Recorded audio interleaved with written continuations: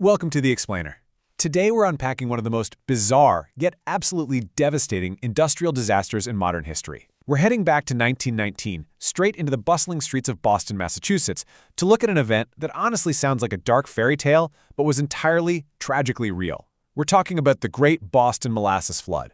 Throughout this explainer, we're going to figure out exactly why this Boston Molasses Flood happened, what caused a massive tank to just break so catastrophically, the landmark legal results that followed, and its lasting impact on the city. Ultimately, we'll see how this single, wildly unexpected event fundamentally changed the safety of the places we all live in today. Okay, let's dive into this. Imagine it is midday on January 15th, 1919. It's unseasonably warm in Boston's North End, a really nice 40 degrees Fahrenheit. Workers and residents are outside, just soaking in the balmy air. Then, right around 12:45 p.m., that calm is totally shattered by a jarring noise. People said it literally sounded like machine gun fire, followed by this deep, rumbling roar. Suddenly, a towering 50-foot steel storage tank ruptures. In an instant, a 15 to 25-foot-high wave of sticky, suffocating death is unleashed right onto the streets.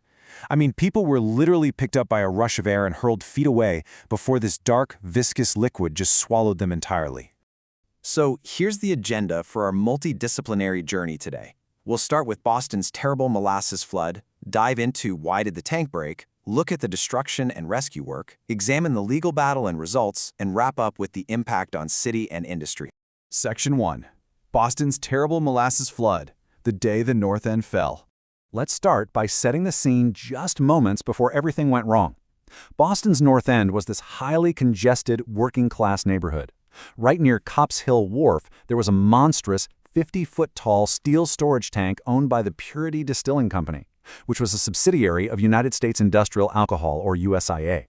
This towering metal giant loomed right over the Boston elevated railroad tracks and the busy residential streets.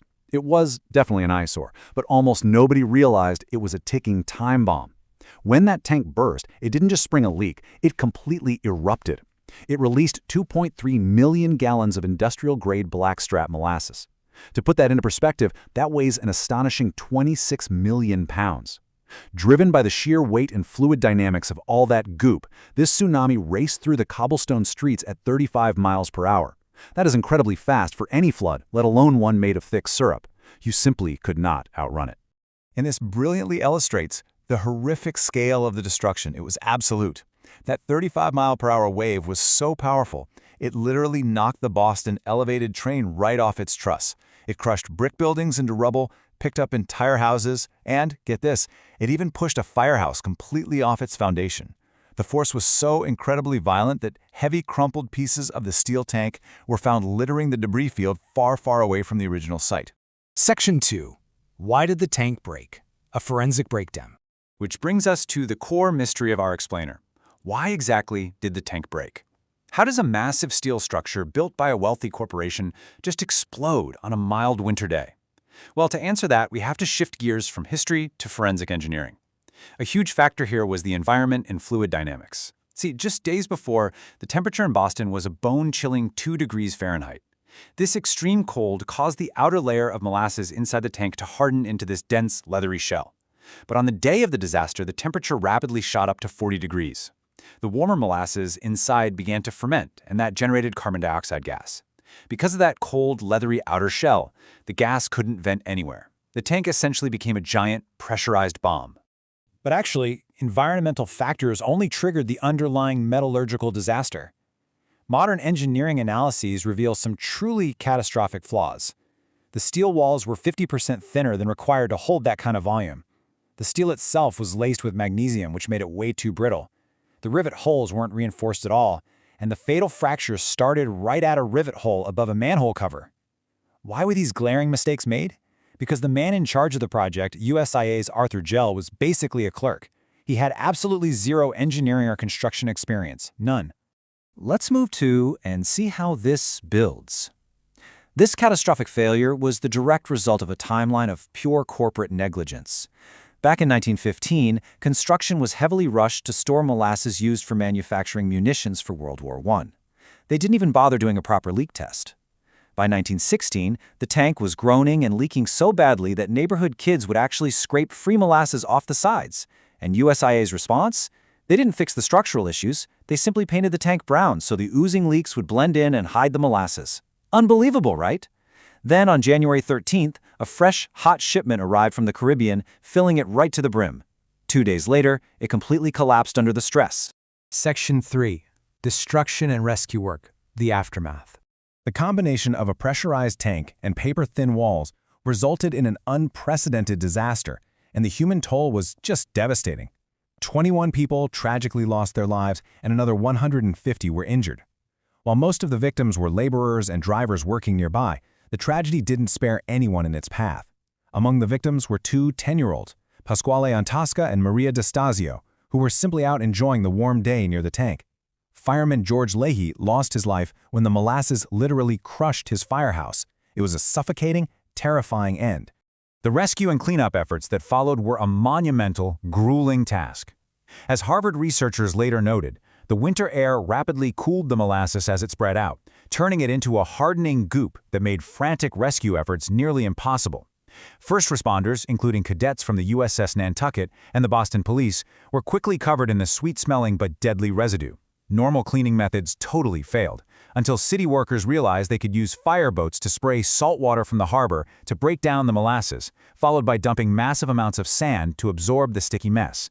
The cleanup took weeks, and the waters of Boston Harbor remained stained brown all the way until summer. Section 4. Legal Battle and Results. David versus Goliath. The cleanup of the streets was really just the beginning. The residents of the North End were left with shattered lives and a ruined neighborhood, which set the stage for a massive courtroom drama.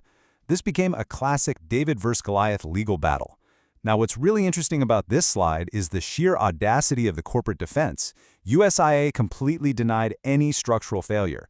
Instead, they claimed that Italian anarchists had planted a bomb to protest big business and the war effort.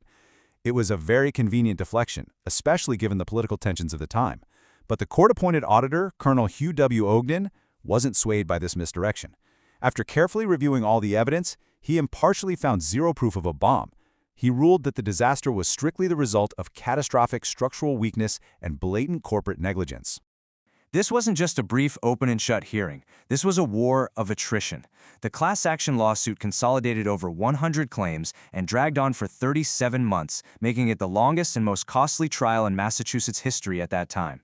Over 3,000 witnesses testified, including metallurgical experts who were subjected to weeks of grueling cross-examination.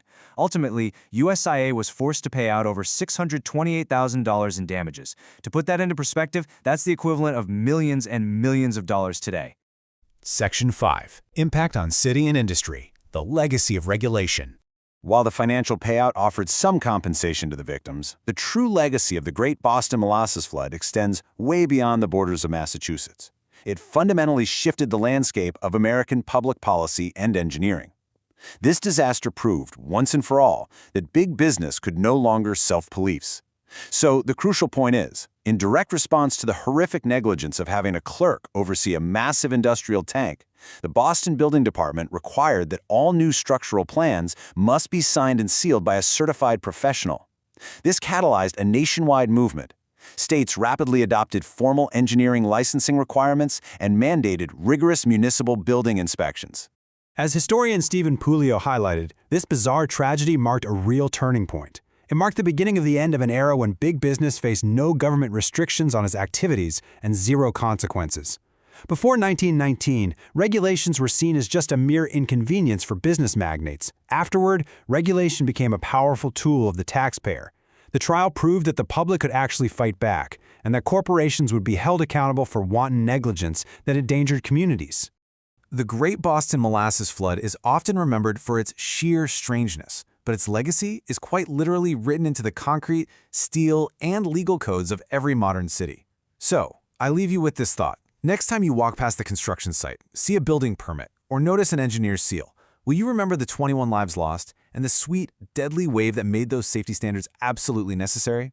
Thank you for joining me for this explainer, and keep questioning the history behind the world around you.